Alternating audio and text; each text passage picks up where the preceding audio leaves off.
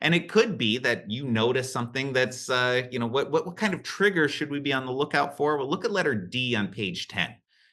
Certain things that should be on the lookout for, significant changes in their activity, right? So, Kevin, you're supposed to be chained to your desk. Why are you flying all over the countryside? That's a change in activity. So maybe we'll just follow up and say, hey, what's going on? What is this about? And you get the answer, you update the profile. It could be change in their business operation. A company goes from just being a local one shop company to suddenly maybe they get an internet business, or maybe they expand out into other states, or maybe they even go international. Those are significant changes that could impact their transaction activity.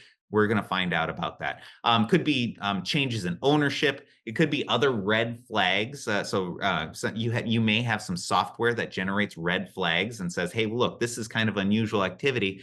That could generate an investigation and more information to update that risk profile. Definitely, if you receive a notice from law enforcement, that's probably my favorite one on this list. If law enforcement comes in and starts asking about one of your customers, it's probably a good idea to take a look and see, okay, what's going on. But it could also be just, some financial institutions have negative media search engines. So if there's something in the news or online about one of your customers, there'll be a red flag that pops up and says, hey, you know what? Kevin was just arrested and indicted for embezzlement. Maybe you should take a look at his account and maybe do an investigation here, because there's probably, trouble brewing.